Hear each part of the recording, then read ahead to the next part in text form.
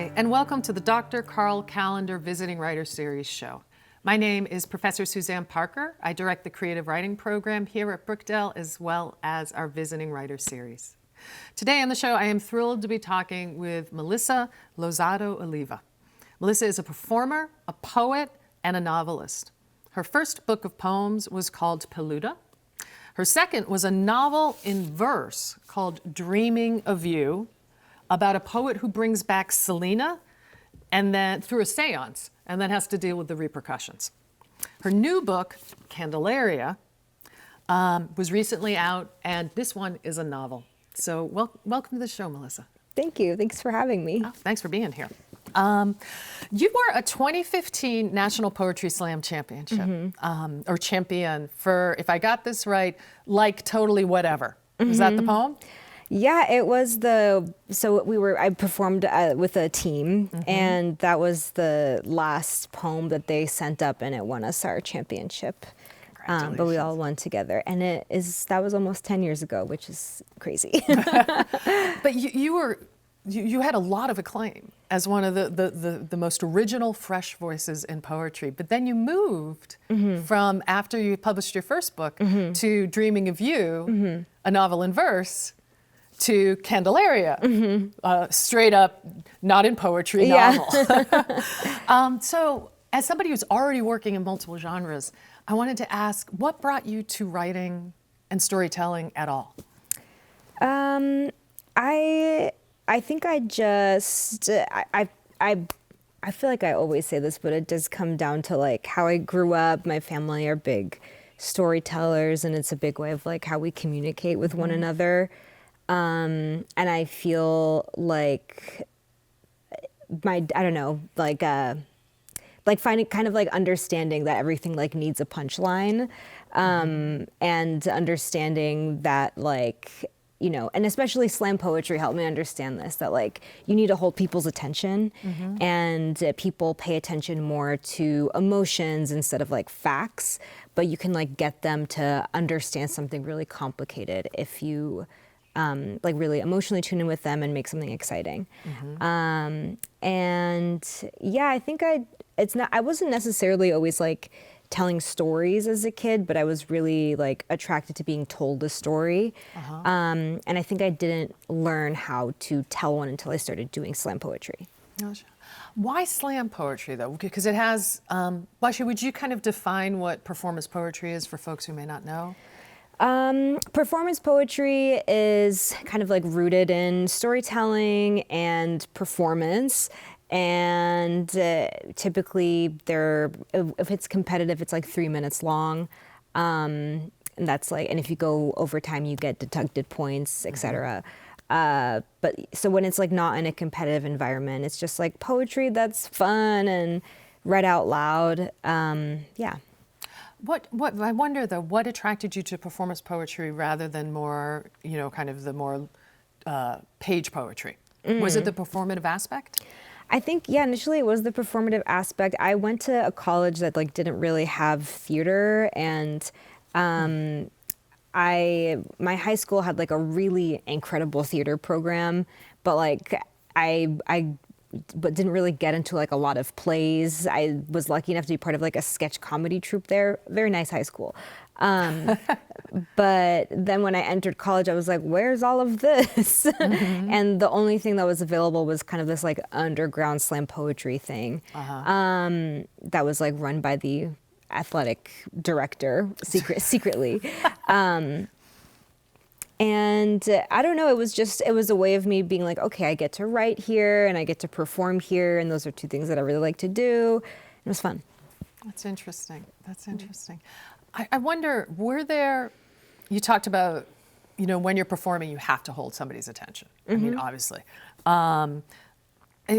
What else did writing poetry, do you think, give you as a writer that transferred well to fiction? I think it helped me understand like the economy of language and the succinctness of sentence and imagery and the what's the word, like how useful a metaphor can be. Because sometimes you can kind of like, sometimes a metaphor is like way too out there and kind of, not really to the earth or on ground. So it can be confusing when you're just like talking about the shape of someone's hair. And you're like, and then the hair was like, I don't know, like spaghetti or something. Actually, that's kind of fun. that would work. Yeah. Yeah. And I think in poetry school, I learned a lot about form and how like having a rule really helps like chop down the elements of what you're trying to say. And a novel is just like, there's a form to a novel. There's a form to a plot. And I thought I would struggle actually with like telling a story. Every poet who writes a novel is like, I don't know how to write a plot. It's a lot of words. It's a lot of pages. It's a lot of words, a lot of pages. There's a lot of like mapping that you have to do. But I found that was like one of the most fun parts, like making something happen.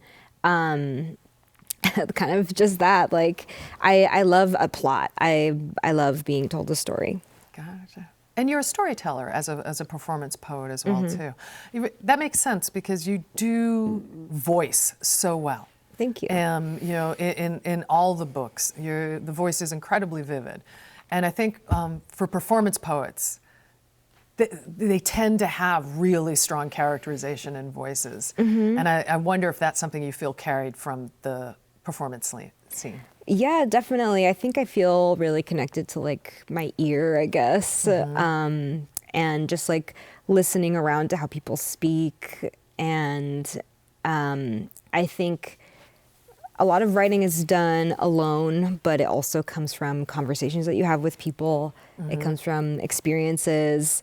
I love figuring out like what makes a person believe in what they believe in. And I think in order to do that, you have to have like a lot of empathy for them, even if what they're doing is bad, morally not okay from your perspective. But in order to like make them not a cartoon, you have to have some love for them.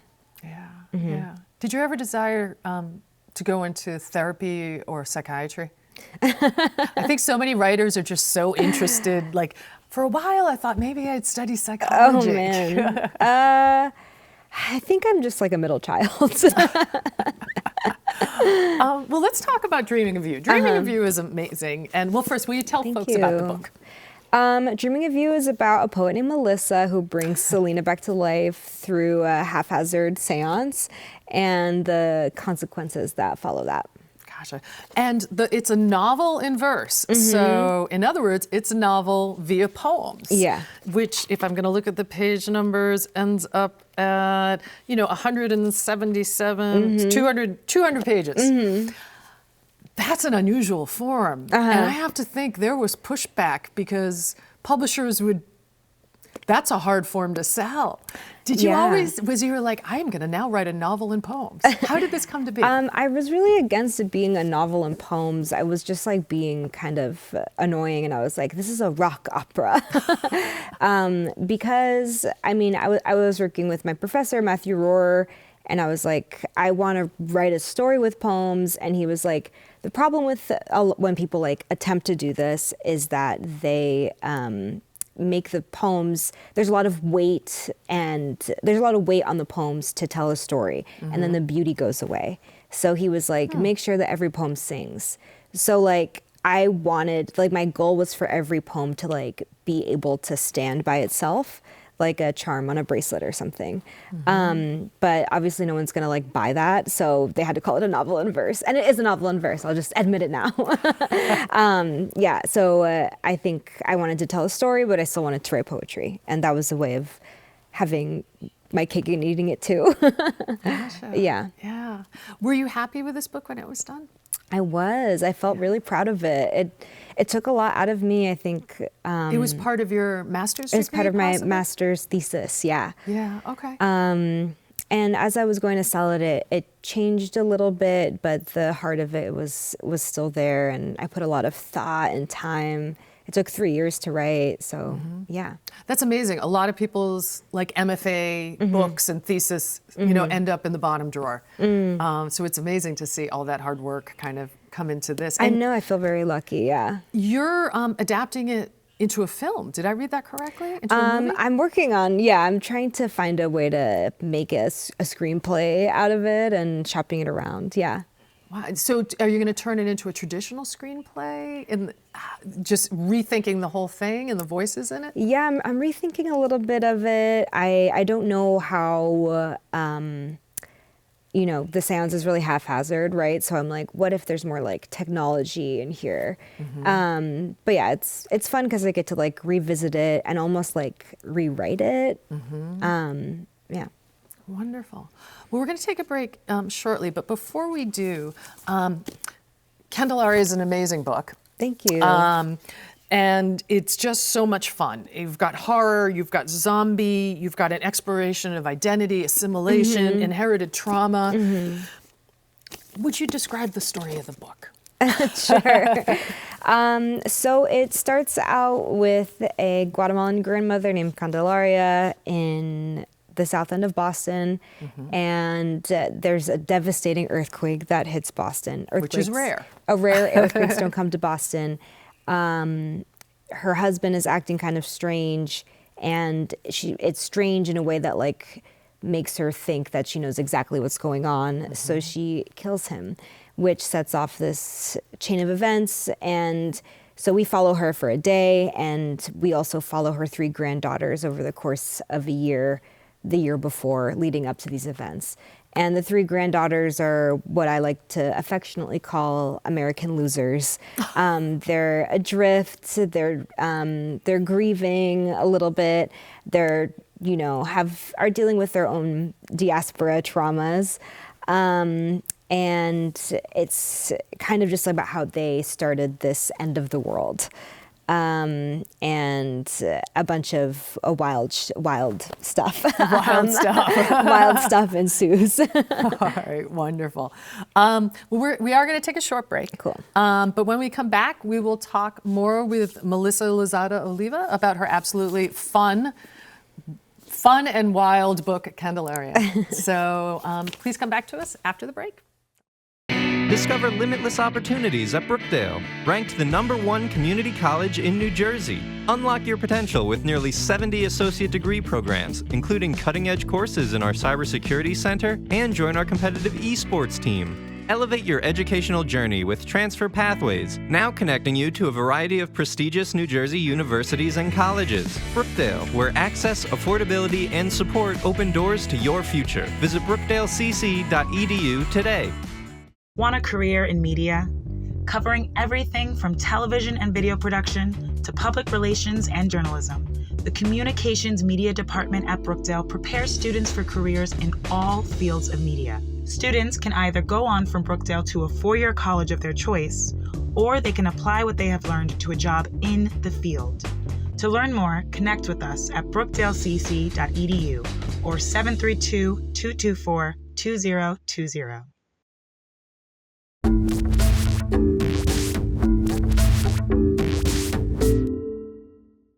Hi, and welcome back to the Dr. Carl Callender Visiting Writers Series show. My name is Suzanne Parker. I'm part of the English faculty here at Brookdale, and I have been talking with Melissa Lozada-Oliva, the author most recently of the absolutely fabulous novel Candelaria. So, Melissa, welcome back. Thank you. Welcome back. So, you sketched out the plot for this last day of the world, intergenerational, zombie / maybe a little bit of horror, really funny book. Thanks. What was the inspiration for this?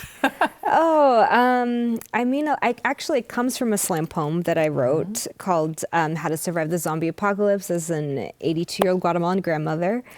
And that kind of just like is an instructional manual of like where the speaker is talking to the grandmother, but it's also like from her perspective of how she like gets through this day, and she like counts down, and her goal is to get to her granddaughters. So I was like, I always wanted to make this into something, and my agent at the time was like, let's go back to this zombie apocalypse thing. I think that could be really cool. And so I just was like, okay, well then what are the granddaughters up to? Why is there a zombie apocalypse? And I kind of kept building from there. Gotcha. That actually touches on a larger question partly because you're so fluid amongst genres, and what starts writing for you? I mean, I know for some folks it's an idea, or it's an image, or it's a plot, a character. Is there something for you? Yeah, I mean, I think what is so much of writing is like pretty boring and mechanical. A lot of just like staring at the screen and just like trying to, put words on a page, having discipline, blah, blah. And all of that is like imperative to getting something done.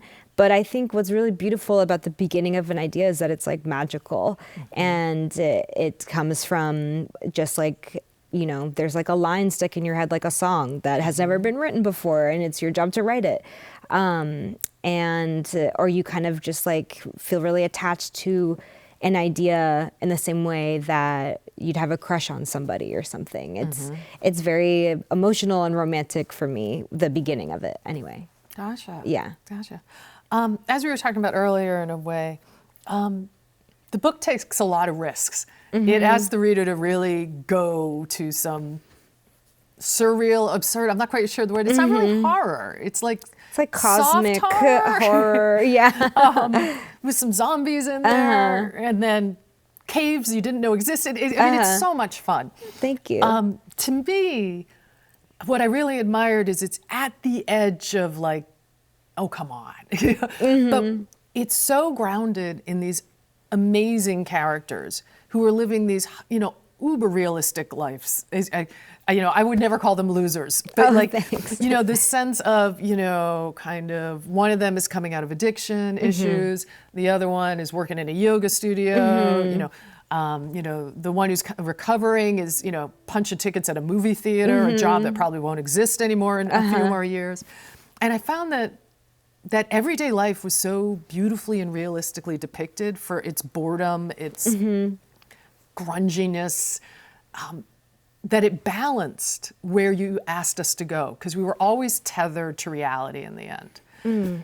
That's a long way around to asking, as a writer, when you knew, okay, I'm taking some risks here, were you aware of, I have to keep this grounded or I'll lose folks? Yeah, I mean, I think you always have to keep people like with you in the room, or keep the page turning. I think my goals were to have people being like, what's going to happen next? I want to stay with these characters, and the other goal is to I have to care about these characters. And so they are very grounded, and they're really complicated, and sometimes they do messed up things, but they're really vulnerable and want to be loved. And all of those things are true about anybody, I hope. Yeah, and I think I loved taking the risks that I took. There's a lot of weird things that happen, but I guess they don't seem that strange to me. I sometimes in a scene, I'm like, okay, something is missing here. And sometimes it's like a joke, and sometimes it's like a sex scene, and other times it's like a moment of horror. And all of those are punchlines. They're all okay, they're all it's like something needs to happen. And they, take characters by shock, they move things along. They are, in a sense, just something that is happening. I guess my mind just goes to those places. I'm afraid of everything. So it's nice to just kind of meditate on the most messed up thing I can think of. Gotcha. You kind of touched upon this there. I would honestly have no idea how to classify this book. It has, some kind of soft horror sort of to it. It has that sort of apocalyptic zombie thing. But it also has this really beautiful depiction of family and a very realistic depiction of relationships between sisters and mothers and daughters. Your relationship to genre seems pretty fluid. Would that sound about right? Yeah. Yeah. Is it important to you? Do you think of genre as something that you can play with and mess with, or something that you just, I don't care about this, I'm not going to even think about it? I think genre is kind of just it's kind of just like how everyone says that they have ADHD. It's like it's like useful to have that terminology to like understand what you're going through, but ultimately it's just like you know, a fun space, a spectral space. But I also wonder if I'm just like being annoying, where I'm like, I don't want to call it genre.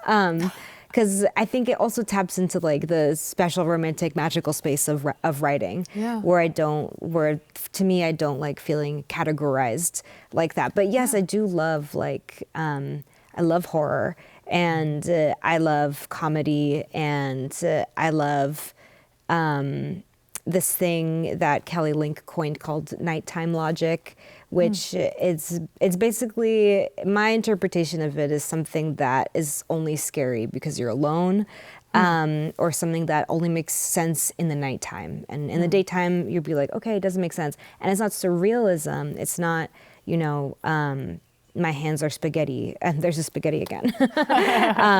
But it's more like, why does everyone know me and I don't know them? That kind of thing. And that kind of has always fascinated me as a child, and it still scares me. I like when what makes something less scary is when you finally define it. So I think I've constantly been trying to define it and then like re-scare myself because it's like a little fun. Yeah. But in a controlled way, because you're writing about it. So you're creating the fear for other folks. Exactly. Wonderful, wonderful.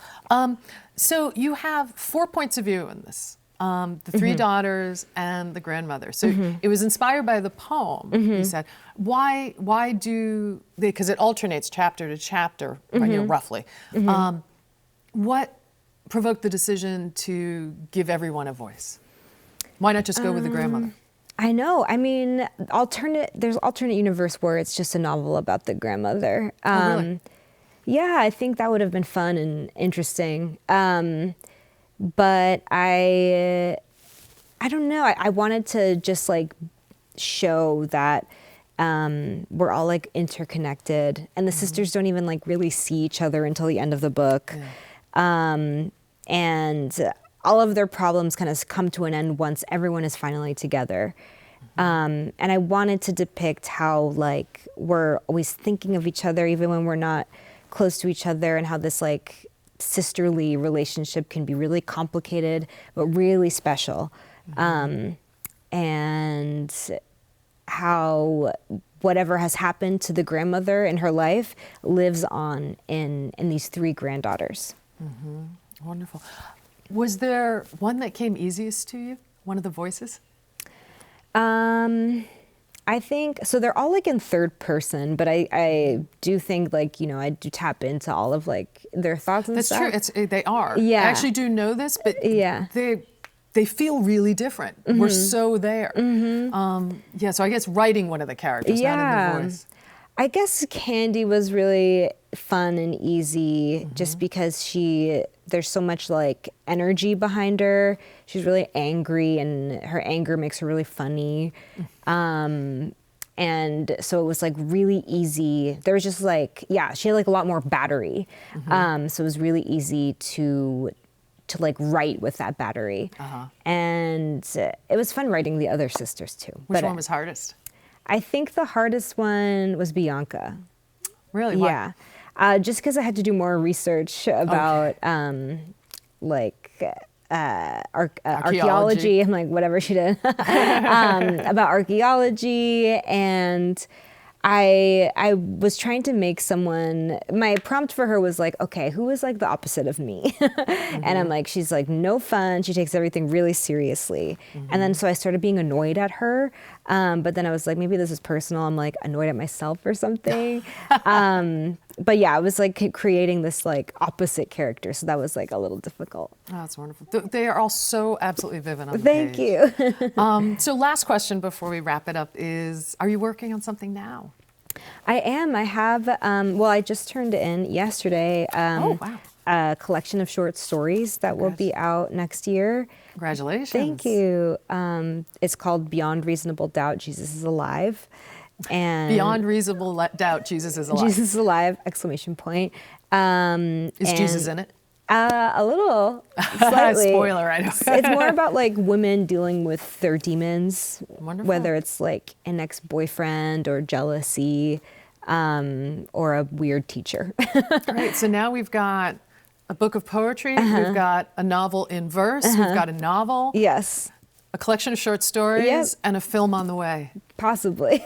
Are you writing songs too? I think it's the only thing left. That and Yeah, let's try. Yeah, some nonfiction. Yeah. Which this kind of was. Melissa, it's been such a pleasure having you on the show. So thank you for having me. Thanks for coming to talk to Yeah, us. this was so fun. And I cannot recommend strongly enough Candelaria, the new fun you. book by Melissa Lozada-Oliva. If you'd like to know more about the creative writing program here at Brookdale, our visiting writer series, our classes, which are open both to degree-seeking students and the community itself, please check us out on Brookdale's website. And thanks for watching. Hope you will again.